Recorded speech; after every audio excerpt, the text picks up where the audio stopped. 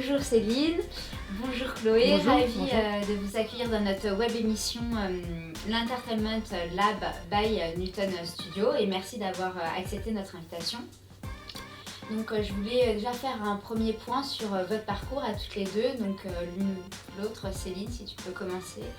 Oui, Parcours. alors moi j'ai travaillé pendant 8 ans en agence de design en tant que chef de projet et directrice clientèle. Ensuite je suis partie en start-up dans le marketing.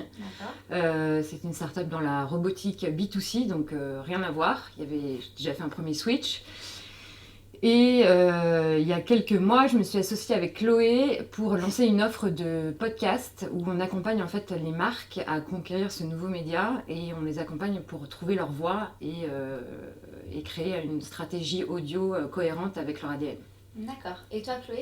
Alors moi, c'est un petit peu différent. Donc moi, j'ai 15 ans d'expérience dans la gestion des talents, enfin la partie recrutement marque employeur. Au départ en cabinet anglo-saxon et ensuite en fait en big chez KPMG. Et j'ai quitté en fait la structure parce que j'avais envie d'un projet beaucoup plus créatif et entrepreneurial. Et du coup, j'ai lancé le projet et en fait, je me suis associée, on s'est trouvé avec Céline. On s'est reniflé pendant 6 mois et après, on s'est mariés, voilà. Et on est devenus associés avant l'été pour lancer l'offre justement sur la partie podcast. Et comment vous est venue cette idée en fait de podcast, ce projet? Alors au départ, du coup, moi j'avais un projet qui était plus sur la partie accompagnement des humoristes, parce que j'avais une partie gestion de talent que je voulais appliquer plutôt sur la partie créative. Et en fait, Céline avait des gros talents créatifs, et du coup, je lui ai demandé de faire le logo de la structure. Et en fait, on a pris un café, et du café... On a échangé. Moi, je lui parlais des podcasts que j'écoutais. C'était en 2018. C'était septembre 2018. Moi, je lui parlais des podcasts que j'écoutais, que je découvrais. Et puis, à un moment, elle m'a dit moi, j'adore écrire. Elle m'a lu ses textes. Et je lui ai dit écoute, ces textes, il ne faut pas qu'ils restent dans ton ordinateur. On va en faire un truc. Et on va en faire un podcast. Et donc, on a lancé notre premier podcast comme ça, vraiment en mode side project, en se disant voilà, Chloé sont sur son projet pro. Moi, j'avais un projet pro plutôt retail tech. D'accord. On a lancé notre premier podcast natif qui s'appelle La Cocotte Minute. Oui. Donc ce sont des chroniques de quelques minutes qui sortent toutes les semaines où on lâche un peu la pression. J'en ai écouté certaines, Voilà. de 3-4 minutes environ. Voilà, c'est 3-4 minutes, c'est sous forme de coup de gueule, il y a un habillage sonore agrémenté de bruitage, une petite voix, enfin voilà, on l'a vraiment vu comme un produit. Et en fait, ce qui était au départ un projet perso est devenu notre job aujourd'hui parce que, en fait, grâce à la Cocotte Minute, on a commencé à rencontrer les podcasteurs, les plateformes nous ont contactés, on a découvert un peu cet écosystème qui était en train de se construire autour du podcast. Et surtout, on s'est rendu compte que les marques essayaient de se mettre de plus en plus sur le podcast, mais qu'il n'y avait pas aujourd'hui vraiment d'agences spécialisées sur ce contenu-là. Donc, on a décidé, de par notre expertise qui est quand même assez complémentaire, de monter l'offre Madame Blackbo. Oui. Et voilà, donc on a vraiment une offre B2B. En fait, ce qui s'est passé, c'est que, en fait, on s'est dit dans l'écosystème des podcasts, il y a beaucoup de journalistes, il y avait des gros producteurs type Binge, Nouvelle Écoute, qui étaient montés depuis 3 ans, depuis le gros boom en fait de production de podcasts. Et nous, en fait, on s'est dit comment on va se positionner finalement dans ce secteur, voilà, sachant qu'on vient du corporate. Et finalement, c'est vrai que ça a été finalement ce qui était au départ quelque part un handicap est devenu plutôt un atout pour parler aux marques, parce que voilà, Céline, elle a travaillé en agence de com et ensuite en start-up. Moi, j'avais 15 ans aussi dans le corporate avec des enjeux de com marque employeur, donc une compréhension aussi du business et de l'objectif business associé. Et du coup, on s'est dit qu'on allait plutôt en faire une force et du coup, pour pouvoir parler en fait aux marques, notamment sur la partie contenu. D'accord. Et au niveau de votre structure, donc Madame Blackbo, quelle est sa spécificité par rapport aux autres acteurs? Alors nous, aujourd'hui, c'est vrai qu'on se positionne beaucoup sur le contenu. Les 2 podcasts natifs qu'on a aujourd'hui, donc La Cocotte Minute dont je vous parlais et Memories, en fait, c'est vraiment, on a tout axé sur le contenu et l'habillage sonore. Donc on crée vraiment des produits sonores où on essaie d'immerger vraiment l'auditeur dans un univers. Alors La Cocotte qui a son propre univers, Memories où on est plutôt sur des mémoires de guerre, donc c'est un univers beaucoup plus fort. Nous, on aime bien en fait voir le podcast comme un produit à part entière et se dire, on travaille vraiment sur le contenu, quel est le message, quel est l'objectif du podcast, à qui on va s'adresser. Et c'est vrai que, alors on peut faire des interviews, il n'y a pas de problème, il y a beaucoup de marques qui veulent faire des interviews, mais c'est vrai que nous, on aime bien angler les interviews, essayer de définir un ton, un ton éditorial et créer quand même un univers bien spécifique. Puis après, nous, l'objectif, c'est pas faire. Parce que je trouve qu'il y a beaucoup de marques qui veulent faire un podcast juste pour faire un podcast. Et derrière, il n'y a pas d'écoute. Donc, l'idée, c'est vraiment de proposer, en fait, aux entités, aux organisations, en fait, un podcast qui réponde à leur objectif business. Moi, pour avoir travaillé pendant 15 ans dans les structures, en fait, derrière, en fait, un contenu marque, un contenu de com, il y a forcément un objectif business, soit d'atteindre une cible, en tout cas, sur des candidats, soit d'avoir une influence sur un secteur, mais il y a un objectif business. Donc, l'idée, nous, c'est vraiment de pouvoir sortir du cahier des charges pour mieux le servir. C'est-à-dire qu'essayer de proposer quelque chose de différenciant, mais pour servir toujours l'objectif business. Donc il y a un travail aussi même en méthodo où en fait on travaille beaucoup en fait le diagnostic, la compréhension en fait de ce qu'il y a derrière en fait pour l'entité. D'accord. Et donc pour vous, qu'est-ce qui fait en fait un bon podcast? Quels sont les bons formats en fait finalement par rapport à tous les acteurs qui font des podcasts? Pour vous, qu'est-ce qui vous a inspiré? Comment vous avez vu ça? Alors en fait, nous, c'est vrai que, aujourd'hui, avec un peu de recul, il y a vraiment un format qui se dégage, qui est un format autour de 20-30 minutes. D'accord. Tout simplement parce qu'en fait, aujourd'hui, les auditeurs, le persona de l'auditeur, c'est un urbain, plutôt parisien, CSP+, entre 18 et 35 ans. Et en fait, à Paris, le temps de transport moyen intramuros, c'est 20 minutes. Donc souvent, en fait, on écoute des podcasts pendant les transports ou pendant les tâches ménagères à la maison ou dans la voiture. Mais il y a un format type de 20 et 30 minutes qui vraiment émerge. Après, en fait, il y a des interviews qui peuvent durer 1 heure. Mais nous, en fait, on est plutôt sur des formats plus courts et plus efficaces, en fait, parce que souvent, un podcast d'1 heure, on le commence, on a du mal à le terminer, et puis finalement on n'écoute pas la fin. Donc on préfère faire quelque chose de plus court, plus adapté, et qui réponde, comme disait Chloé, vraiment à un objectif, on va vraiment droit au but, quoi. Mais pour moi, il n'y a pas de... le bon podcast, c'est un peu difficile. C'est comme, on dirait, il y a une bonne vidéo. C'est quelque chose un peu bizarre. En fait, pour moi, c'est plus... Il y a des podcasts qui peuvent correspondre à des cibles, que ce soit d'un point de vue créatif comme d'un point de vue business. Et après, c'est surtout, en fait, est-ce que c'est authentique? Est-ce qu'il y a un vrai message derrière? Je trouve, s'il n'y a pas de message engageant, les gens qui vont chercher des podcasts, c'est des gens qui vont chercher du contenu.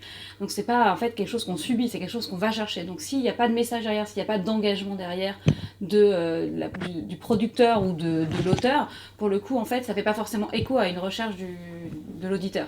Donc, pour moi, il faut qu'il y ait un vrai message. Il faut qu'il y ait aussi une production, c'est-à-dire qu'en fait, on a tout dans les podcasts, il y a plus de 4000 podcasts, donc il y a aussi ceux qui enregistrent dans leur garage. Donc il faut que ce soit quand même audible, il faut que ce soit agréable à l'écoute. Non mais ça peut paraître stupide, mais c'est vrai que pour le coup on a un éventail de production qui est quand même très très large. Donc d'avoir quelque chose un peu en tout cas travaillé.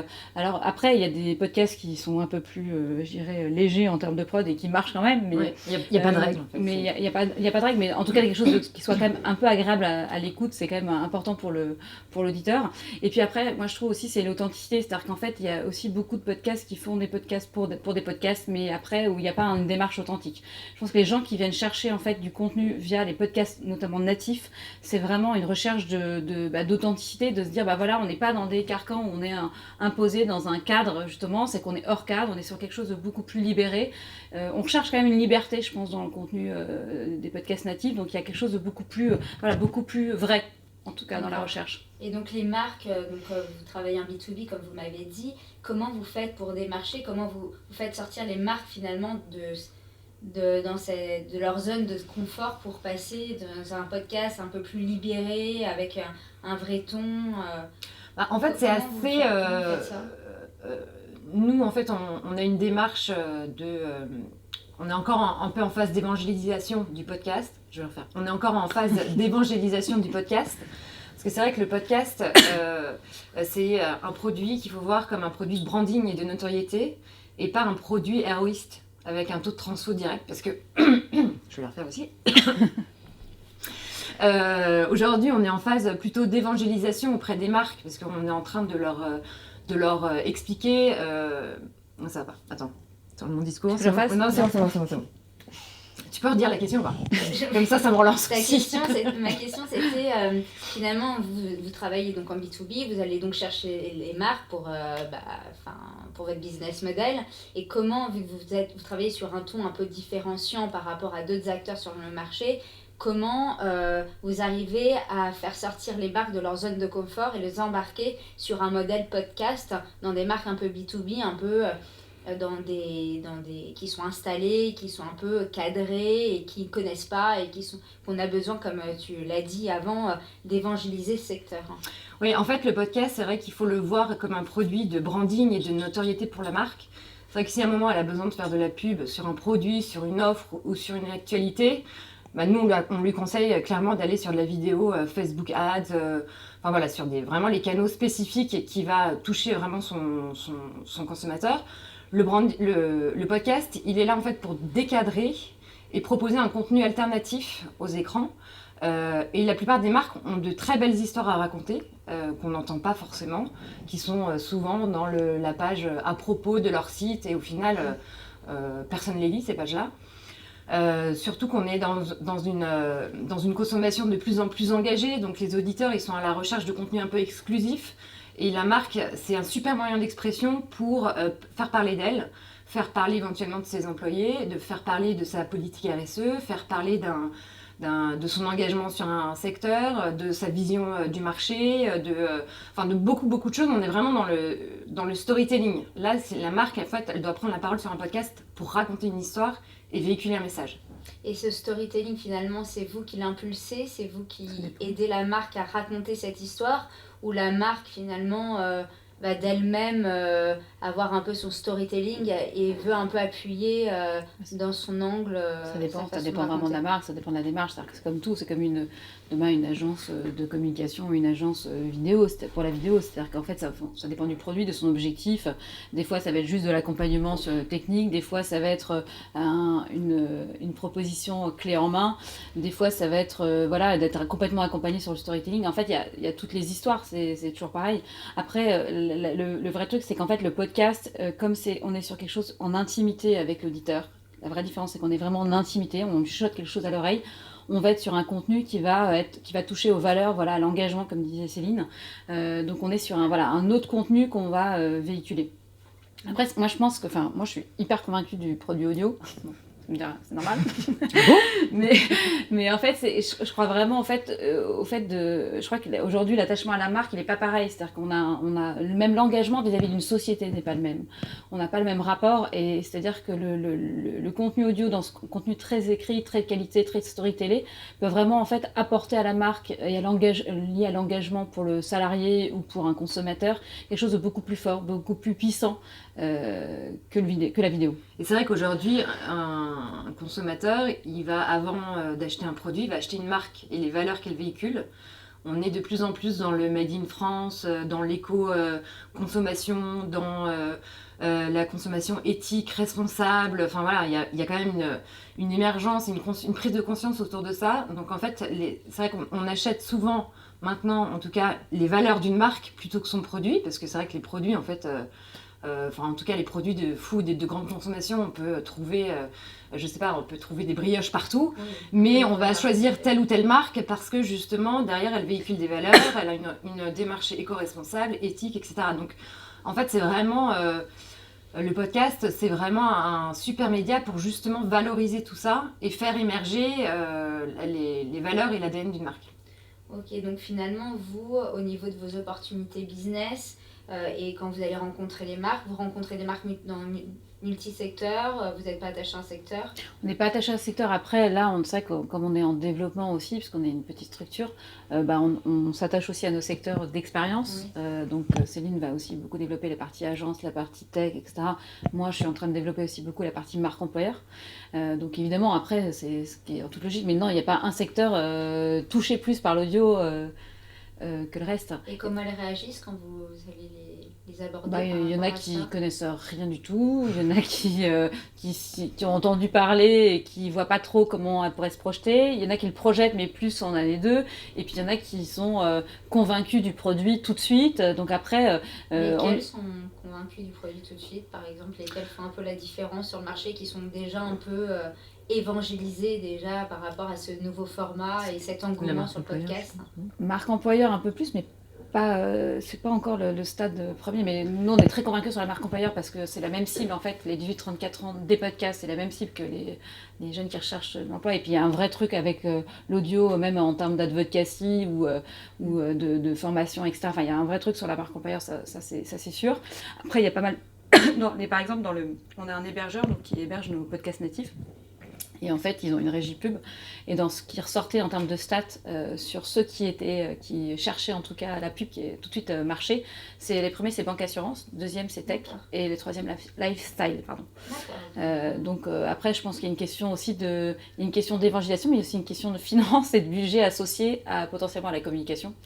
Donc, mais comme les vidéos, comme au lancement au début d'Instagram, de Facebook, c'est la même, je dirais, le début du stade, quoi.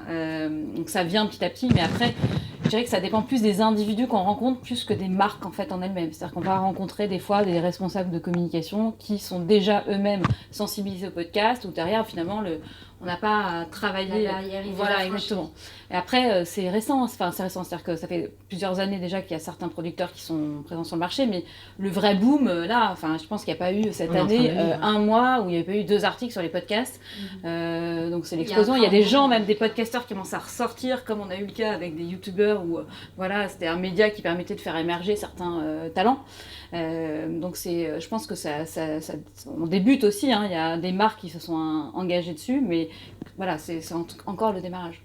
Et c'est vrai que tu parlais tout à l'heure de savoir quel est le secteur, les marques qui sont les plus ouvertes à ça. Je pense qu'il y a aussi les grands groupes, les grands distributeurs qui sont plus enclins à ce genre de projet.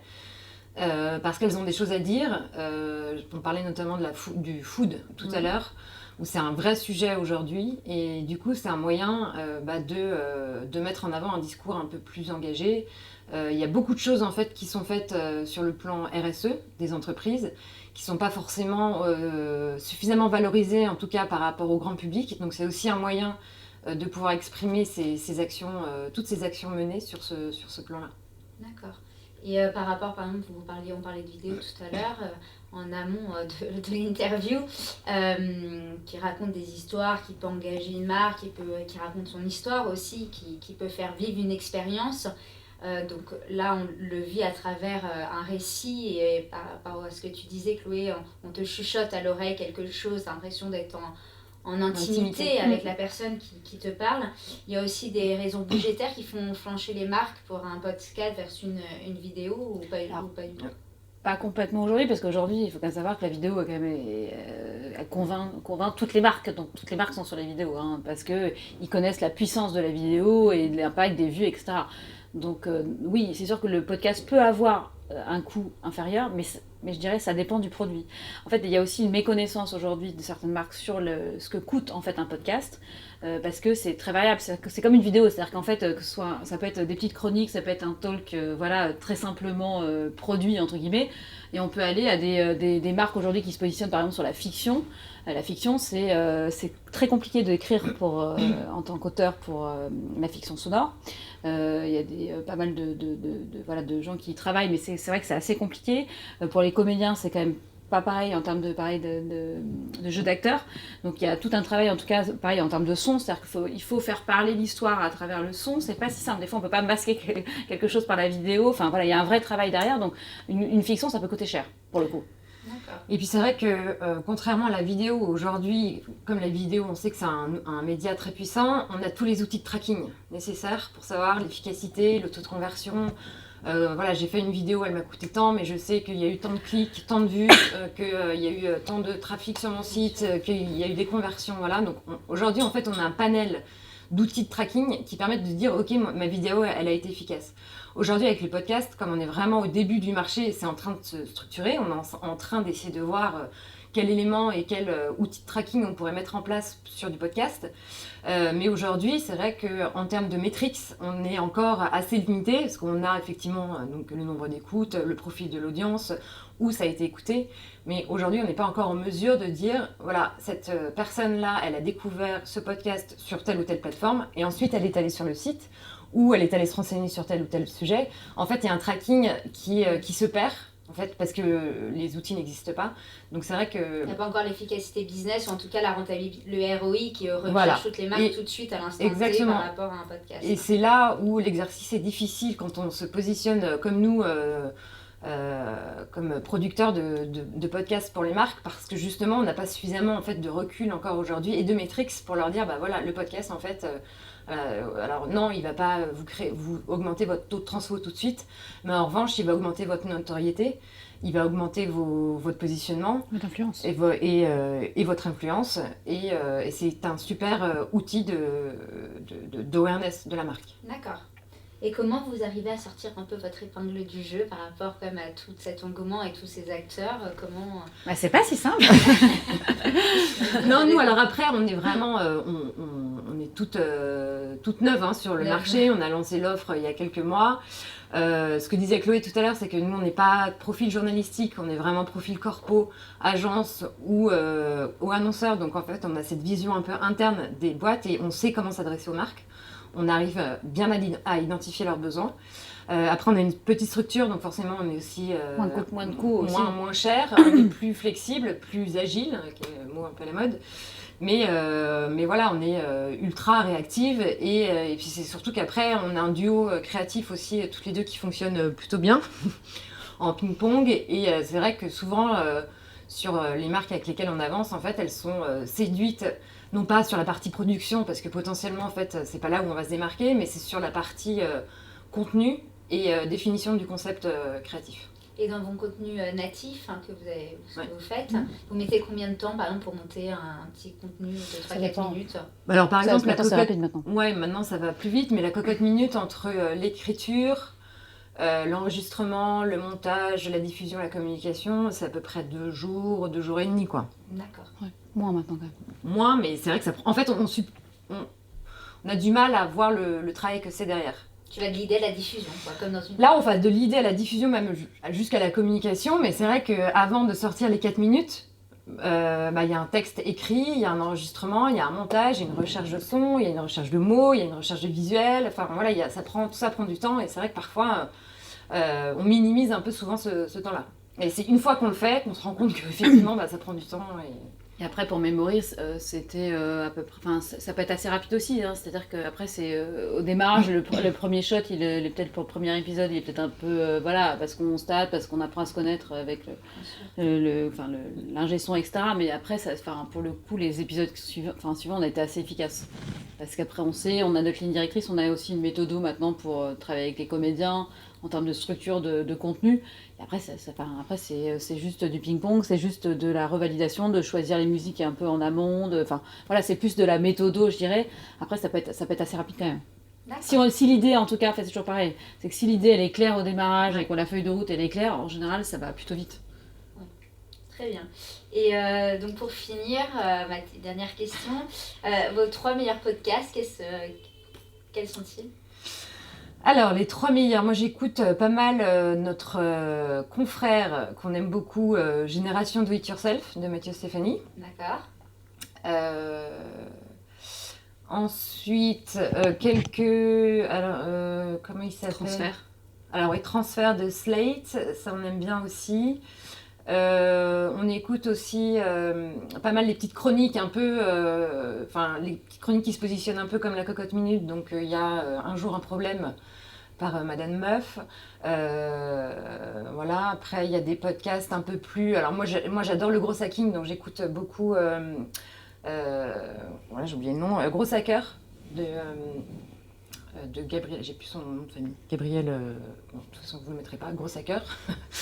Et quoi d'autre? Il y en a plein. Il y a des podcasts hyper bien montés par Arte Radio. Guerre et Fils qui était super. Dingue. Il y en a plein. Hein. Après, il y a Noises aussi qui a fait des épisodes de Babamam, qui a fait des épisodes fictionnels hyper immersifs, vraiment bien. Enfin... Il y a les podcasts de Lumedia, donc sur émotion. Entre, c'est très bien. C'est très bien. En fait, ce qui est bien, c'est que aussi, pour le coup, on peut en sortir. Vous en avez plein en fait. Non, en fait, il y en a 4000. Non, mais il y en a plein qui sont quand même de qualité. D'accord. Je trouve. tout cas. Affaires Après, sensibles ouais. aussi de France Inter. Affaires Ah oui, sensibles. après, et Varenne, enfin, il y en a plein. Enfin, Ouais. C'est génial, vous Varenne, donnez plein Arte- d'infos pour notre communauté. Ah oui. Ils vont les pouvoir podcasts tout Arte noter. Radio aussi, Ouais. je me dis enfin, il y a des trucs Production, ils sont en termes très de bons. prod, c'est excellent. En fait, après, il y en a plein qui sont bien. Il y a il y a pas tant de formats courts que ça. Non. Il y a beaucoup de formats quand même, soit 20 minutes, soit Soit une 45 heure, minutes. Voilà. Non, bah oui, après, il y a Pénélope. Pénélope aussi. Donc, Pénélope De la toile sur écoute. de la toile sur écoute. Un bel exemple de quelqu'un qui émerge. Ouais. Voilà, Un talent qui émerge. Qui vient de gagner un prix là, de meilleur podcast donc, au Qui a salon de la radio et le réussi digital. à faire en un an 1 million d'écoutes. Ouais. Donc, après, elle a sorti plusieurs produits, mais c'est vrai qu'elle a cumulé 1 million d'écoutes en un an, et du coup, voilà, elle est en train d'exploser dans le podcast. Et c'est ça qui est cool aussi de voir que à travers ce média-là, en fait, il y a des talents qui émergent et qui arrivent à se faire une place, quoi. Et ce qui est génial aussi dans les podcasts, c'est qu'en fait, il y a à la fois des grosses machines et puis il y a des tout petits. Et en fait, nous, on a co-organisé avec Echo, qui est une appli de recommandation de podcast, du coup, en décembre, en fait, un événement où il y avait pas mal de podcasteurs. Et c'est intéressant de voir, en fait, justement, ce qu'il y a dans ce paysage-là, qui est très, très riche, en fait, c'est que des gens, quand même, qui ont envie de créer du contenu, qui ont un amour de dire, bah voilà, j'ai envie de partager un message, c'est sur la maternité, c'est sur l'échec, par exemple Pauline Grisoni avec la leçon. Il y a à un moment donné envie de dire quelque chose, de le faire avec qualité, il y a un vrai engagement en fait. C'est ça qui est assez, moi je trouve sympa dans le monde dans lequel on est. Et puis D'avoir, t'es derrière en fait, un peu micro. d'engagement, Ouais. de vouloir délivrer quelque chose, voilà. Un message qui a du sens. Exactement. Oui, Le puis c'est sens, quand même ouais. beaucoup plus facile qu'un YouTube. En fait, le podcast, on est derrière un micro, donc ça désinhibe quand même pas mal, et c'est beaucoup plus facile en fait pour parler. C'est plus facile et en même temps, par contre, il faut avoir un peu de contenu parce que sinon, c'est... Ah bah oui, après sinon, c'est toujours ça- pareil. sinon, Hein, il faut un peu voilà. On lâche. On lâche L'enfer. Ok, bah écoutez, merci beaucoup à toutes les deux. Eh bah, de C'était rien, merci de nous avoir reçus. et, à très vite. Merci.